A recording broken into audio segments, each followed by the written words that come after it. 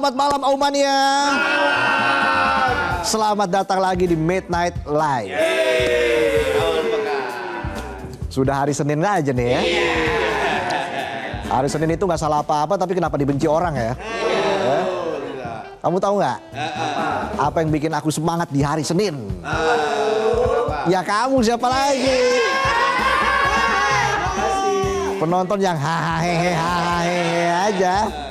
Hari ini saya nggak punya kata-kata motivasi, kalau mau nyerah aja lah ya. Gitu ya. Ya udah langsung aja kita mulai. Inilah Midnight Live.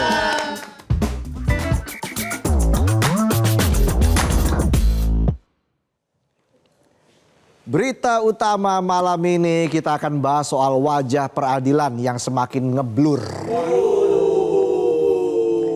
Ibarat foto udah setting fokus tapi muka tetap burem. Bukan kameranya rusak tapi muka lo kusem. Autofokus jadi auto confuse. Ini muka apa amplas nih, geradakan semua nih. Bisa aja saya. Di saat rakyat masih berharap kalau pengadilan itu tempat terakhir buat mengadu, ternyata pas kita ngadu yang ditanya bukan faktanya dulu, tapi wani piro dulu. Hakim yang katanya pegang palu sidang ternyata berubah jadi palu lelang. Kalau harga cocok, putusan baru diketok. Di balik jubah dan palu di meja ada cerita tentang vonis yang diperdagangkan. Ada pepatah lama bilang justice is blind, alias keadilan itu buta. Iya buta, tapi kan nggak budak, jadi masih bisa bisik-bisik. Ada nih 20 miliar vonis bebas. Bebas. Bisa nggak? Ketik spasi hakim, spasi 20 miliar transfer sekarang juga. Dari dejavu saya. Dan kekuasaan yang harusnya jadi amanah malah dipakai buat cari celah. Ibarat lo lagi lembur terus nitipin gebetan lo ke temen buat diantar pulang. Dikira cuma diantar sampai rumah, ternyata malah dikenalin ke ortunya. Bisa gitu. Besok lo pergi kerja, mereka pergi ke KUA. Sakit. Orang berjuang akan kalah dengan orang beruang. Mereka yang berjuluk wakil Tuhan harusnya jadi penjaga keadilan, bukan malah berperilaku mirip setan penuh kecurangan dan persekongkolan. Bukan belain yang benar tapi jagain yang bayar. Jadi sepanjang tahun ini sedikitnya 7 hakim di negara ini harus menjalani proses hukum. Mereka yang harusnya berfungsi sebagai pemberi keadilan malah main-main sama keadilan. Udah kayak wasit ikut taruhan, kalau yang langgar udah bayar kartu merah nggak bakal keluar. Mau nendang kepala, mau nyundul pakai tangan, yang penting cuan. 3 dari 7 hakim itu terjerat dugaan suap, totalnya 4,67 miliar rupiah untuk kasih vonis bebas buat Gregorius Ronald Tanur dalam kasus penganiayaan yang merenggut nyawa Dini Sera Afrianti pada 4 Oktober 2023 lalu. Bayangin ya, disuap pembunuh aja masih mau. Jangankan disebut wakil Tuhan, disebut wakil setan aja setannya kirim somasi. Nolak setannya ya. Sementara 4 hakim lainnya diduga menerima uang terkait vonis lepas atau onslak terkait pemberian fasilitas ekspor minyak kelapa sawit atau CPO di Pengadilan Negeri Jakarta Pusat. Mereka diduga menerima bahkan menegosiasikan uang dari korporasi kelapa sawit.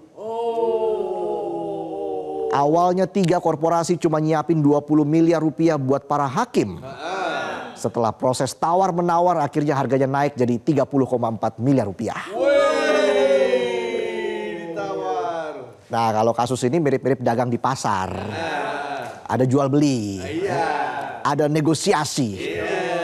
Tapi yang dinego bukan harga sendal. Tapi buat atur-atur pasal.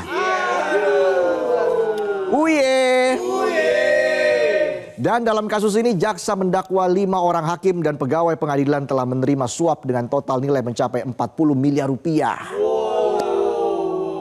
Bayangin 40 miliar. Kalau dibeliin skincare nih, burung kakak tua jadi kakak muda itu. Uang 40 miliar itu dibagi-bagi. 15,7 miliar rupiah buat ex wakil ketua PN Jakarta Pusat Muhammad Arif Nurianta, lalu panitera muda nonaktif PN Jakarta Utara Wahyu Gunawan dapat 2,4 miliar rupiah. Terus Juyamto selaku ketua majelis hakim dapat 9,5 miliar rupiah dan 2 hakim anggota ada lagi. Ali Muhtarom dan Agam Syarif Baharudin masing-masing kebagian 6,2 miliar rupiah. Dagang putusan ketok sekali cuan miliaran. Kalau penonton berangkat pagi pulang pagi bukannya cuan malah rawat jalan. Mana rawat jalan sambil diinfus lagi. Dan terkait uang suap senilai 6,2 miliar diakui oleh hakim nonaktif Ali Muhtarom saat diperiksa sebagai saksi mahkota pada sidang kasus suap yang menyeret ex wakil ketua PN Jakpus Muhammad Arif Nurianta dan 3 terdakwa lainnya pada pekan lalu. Muhtarom bilang kalau dia menerima uang suap itu untuk memberikan vonis lepas pada perkara korupsi pemberian fasilitas ekspor kepada 3 korporasi CPO. Bahkan Muhtarom juga mengaku kalau dia adalah orang yang mencetuskan ide untuk menjatuhkan vonis lepas pada perkara tersebut. Nah ini pengakuan yang bikin bertinyi-tinyi, bertanya-tanya. Ngakunya pencetus ide tapi dapat bagian suap paling kecil, kan aneh. Iya. Udah kayak di kantor-kantor nih. Lo ikut rapat usul ide biar kantor dapat cuan. Tapi giliran ada promosi jabatan yang naik level orang lain. Lo cuma dapat parcel. Fakta-fakta di atas jelas menambah catatan hitam lembaga peradilan. Dari data Indonesia Corruption Watch atau ICW sejak 2011 hingga 2024 ada 29 hakim yang ditetapkan sebagai tersangka korupsi. Terutama dalam kasus suap, atur-atur hasil putusan dengan total nilai suap mencapai 107,9 miliar rupiah. 13 tahun nilai suapnya 107,9 miliar. Penonton nabung 13 tahun aja, 0,9-nya nggak nyampe. 0,9 doang nggak nyampe. Yang ada malah koma. Sementara kalau dari data penindakan KPK sejak 2004 hingga 2025 ada 31 hakim yang terjerat kasus korupsi. Dan hakim memuncaki klasemen sebagai penegak hukum yang bermasalah. Disusul pengacara dengan 19 orang yang berkasus. Lalu jaksa 13 orang. Dan polisi 6 orang. Ibarat main bola, hakim itu penjaga gawang keadilan. Betul. Bukannya kerja jagain putusan, malah sengaja bikin kebobolan. Akhirnya nggak lolos ke Piala Dunia.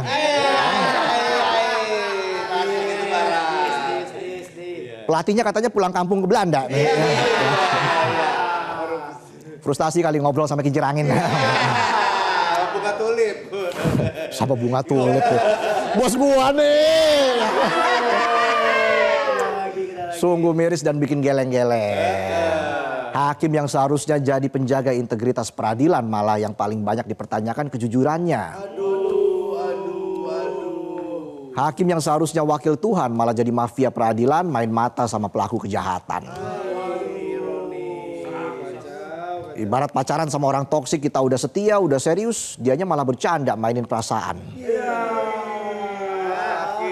Malah asik selingkuh sama mantannya. Udah tahu mantannya kalau ngomong tinggi banget. Gak takut apa mulutnya nyantol di sutet. Bisa aja harus pendek ya. Bikin konslet ya. Balik lagi. Negara sudah bikin hakim terlihat super mulia. Dapat kebebasan yang tidak bisa diintervensi oleh siapapun. Pengawasan cuma sampai pelanggaran etik sedangkan teknis yudisial seluruhnya diserahkan ke hakim. Kerja udah bebas, kewenangan luas, bukannya jagain kepercayaan, malah makin nekat dagang putusan. Kalau penonton jual omongan. Omongannya tinggi, gajinya seadanya aja. Yang penting ada, ya. Ada buat bayar utang. Kinerja hakim semakin membuktikan kalau kekuasaan cenderung korup dan kekuasaan yang absolut ya pasti korup. Betul. Ibarat punya gebetan udah serius, udah dipercaya sama ortu, bukannya makin setia malah makin tebar pesona. Lihat yang bening dikit bawaannya kasih tebak-tebakan. Gimana tuh? Kamu tahu nggak bahasa Inggrisnya ikan sapu-sapu? Nggak tahu. Masa nggak tahu sih ikan sapu-sapu? Bahasa Inggrisnya cleaning service. Aku ada lagi nih. Apa lagi? Kenapa bahasa Inggris itu ada perfect tense-nya? Grammar. Grammar. Salah. Karena kalau perfect person itu kamu.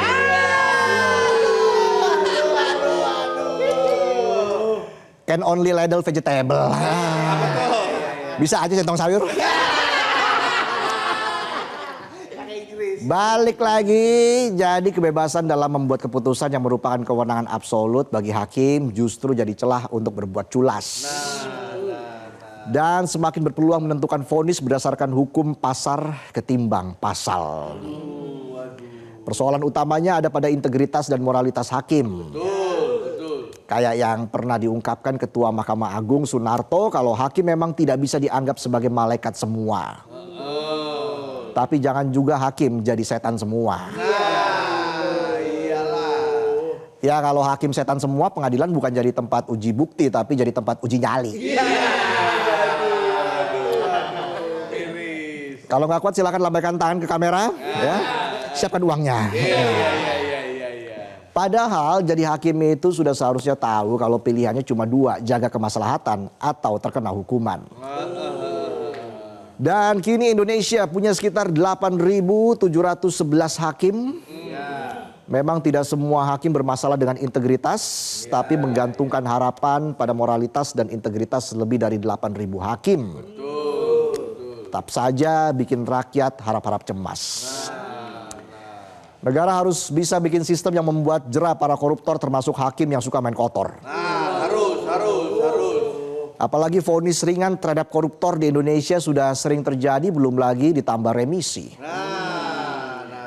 Ingat, rakyat sampai detik ini masih punya harapan hakim mampu dan mau memutuskan perkara secara independen, benar dan adil.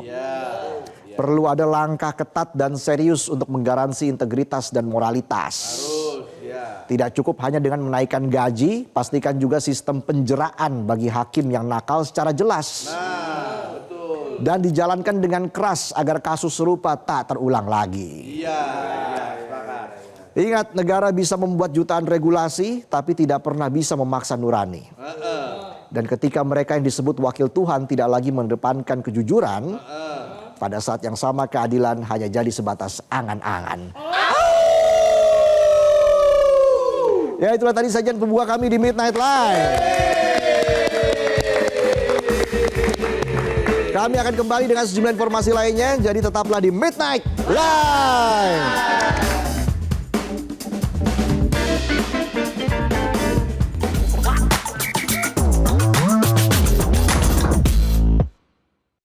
Jelajahi cara baru mendapatkan informasi. Download Metro TV Extend sekarang.